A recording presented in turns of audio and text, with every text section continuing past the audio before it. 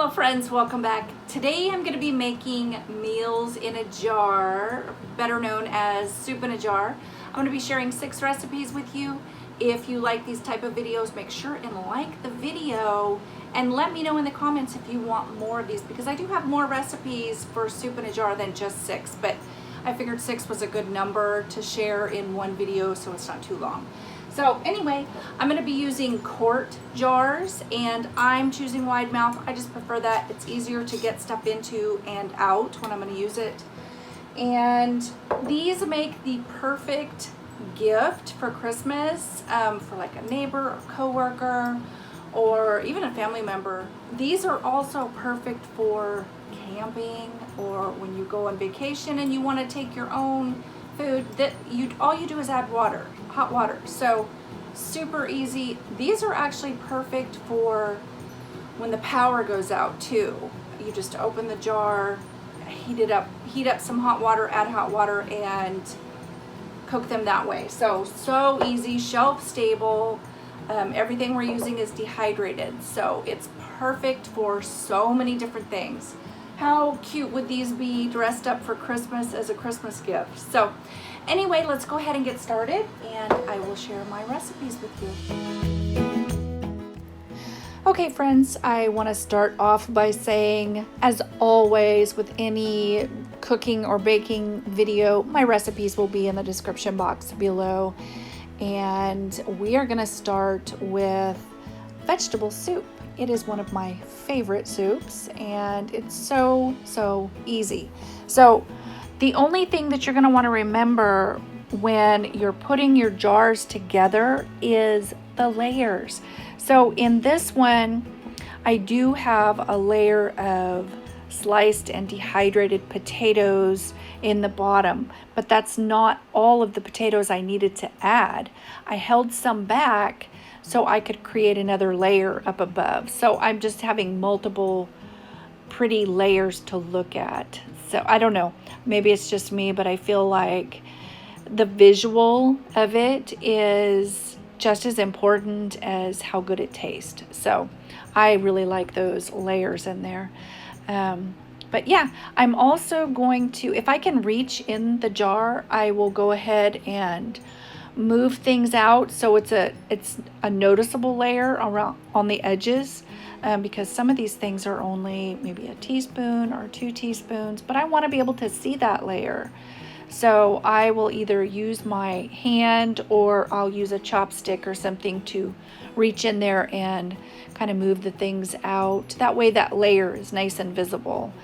Yeah, and all of these things came from my garden, and the herbs and the vegetables, except for this cheese, of course. So this is, for me, easier to use the cheese packet from a macaroni and cheese box versus opening one of the big containers of the dehydrated cheese that you get in like the survival food area at the grocery store. So I do have one of those, but I don't want to open this giant can of cheese if I only need a little bit for a soup in a jar. So to me, those cheese packets from the mac and cheese comes in so handy for that. And if you're maybe wanting to make this type of a recipe, but maybe you don't have a dehydrator and don't know how to dehydrate, there's tons of videos on YouTube for one. And the easiest thing that I have found, like for instance, the broccoli, I didn't grow broccoli this year, but I knew I wanted broccoli. So I bought it in the freezer section because it's been pre-cooked. So a lot of your vegetables that are dehydrated, you want them blanched or pre-cooked so they dehydrate nicely and hold their color well. So that's just such an easy option. And you can dehydrate in your oven as well. So the beans that I'm using in this recipe, which is taco soup, one of our favorites, and I am using a mixed vegetable, and the recipe actually calls for just corn, dehydrated corn, but I like the mixed veggies in there. So adjust to what you like. The beans are the pre-cooked beans in a can, and I use the chili beans with the chili sauce on it, and I just cook them with the chili sauce. I don't rinse them before I dehydrate them. I let that flavor stay on the beans.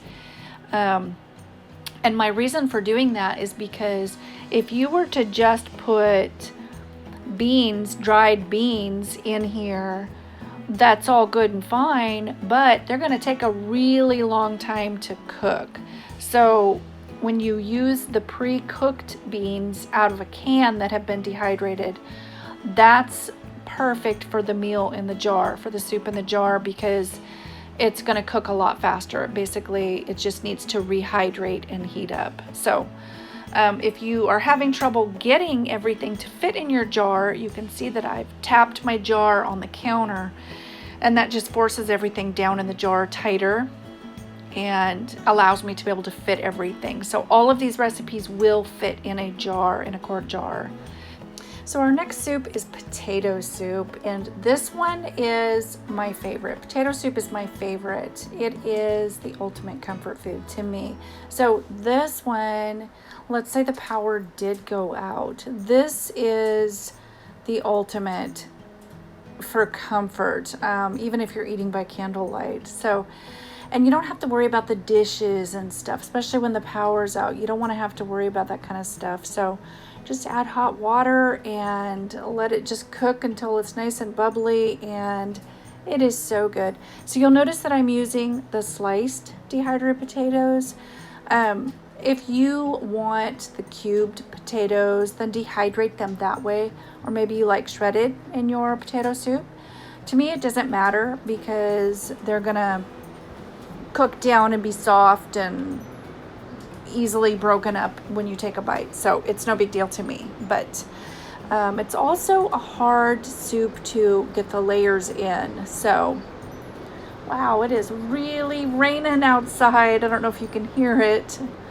But yeah, adjust the seasonings to what you think is best. Maybe you don't want as much salt, maybe you don't want as much pepper or something.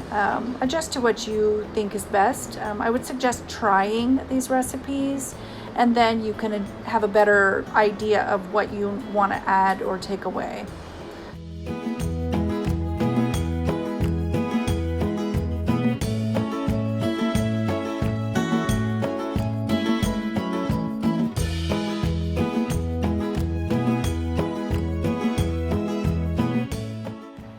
Okay, our next soup is rice and mushroom soup. So I have a couple things to say about this recipe.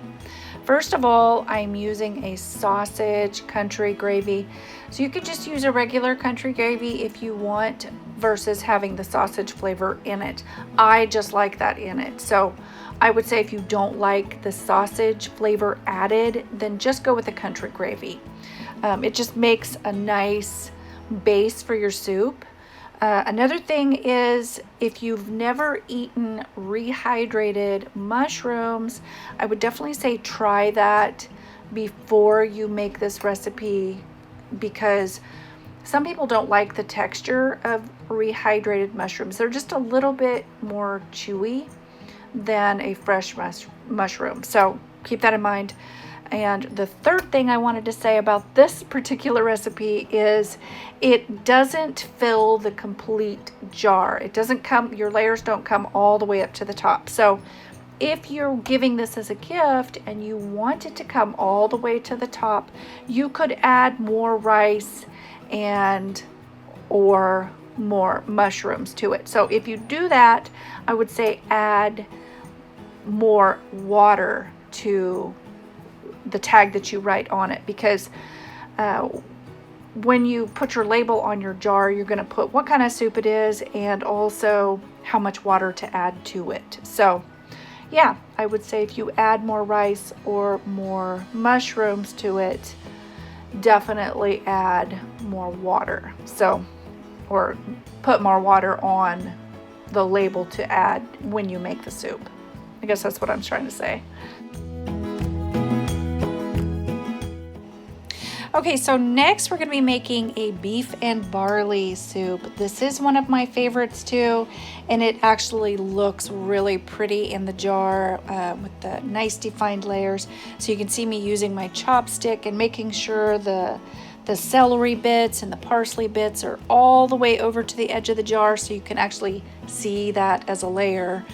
And I'm also, my lentils that I'm adding are multicolored. So that's how I have them in a jar, a bigger jar at home. So you don't have to do that. You can obviously use whatever colored lentil you chose, but I just have multicolors in mine. So I have shared a recipe with you on how to dehydrate hamburger, and that is an important step. If you're adding some sort of dehydrated meat to your recipes, you want to make sure that it is something that's going to be shelf stable. And I've also added 2 bay leaves to that. So you're going to want to add to your label to take those out before you eat it. So you want those in there while you cook, but to take them out before you actually eat it.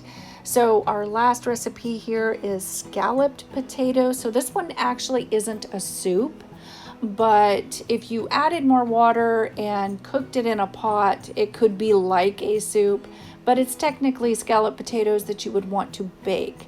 So again, I'm going to use some of the packaged mac and cheese sauce in the package, and that's just so easy. So, you know, if you chose to use a different type of cheese, then do that. You could cut the cheese in half if you wanted to, and then use nutritional yeast in the other half, and it does give it that cheesy taste, but maybe with less calories if that's something you would be worried about. But yep. Okay, so there is one thing I would like to say for those maybe that have never cooked with dehydrated food. You might be looking at some of these things and thinking that's not very much. That's not very many potatoes in there. That's not very many carrots. Dehydrated food takes up a lot less space. So when it's rehydrated, it fills that space back up. So it is technically a lot of food. It just looks like very little. Like the hamburger that I used, that was 2 pounds of hamburger. It just takes up so little space when it's dehydrated. So keep that in mind when you're making these. Okay, friends, there we have it. How easy was that? They look so pretty in a jar. I love the layers. And like I had said before, make sure if you have multiples of the same thing, to try to spread it out a little bit so you have an interesting jar to look at with lots of layers. That's just how I like to do it. The last thing I'm gonna do is add a label saying what kind of soup it is and how much hot water to add. I can seal these with my vacuum pack if I want, and they're gonna be shelf stable.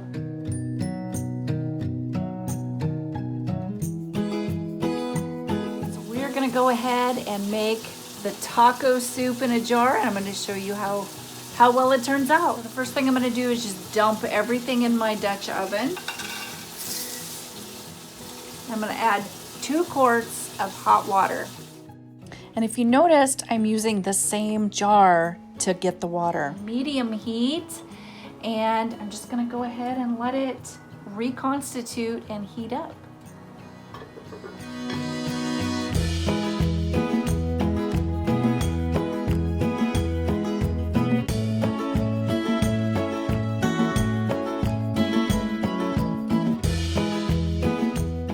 Added taco chips. I'm using the blue ones, a little bit of sour cream, and a little bit of sriracha, just because that's what I like.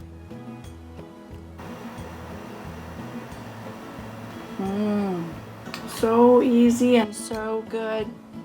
Can't tell you how nice it is to be able to just dump in a jar and add hot water, and that's it. So easy and so good. Oh my goodness. This is a good idea. It's a nice rainy day, and this is so good. I hope you guys enjoyed this video. Of course, as always, I hope you're having a great day, and I will talk to you next time. Bye-bye for now.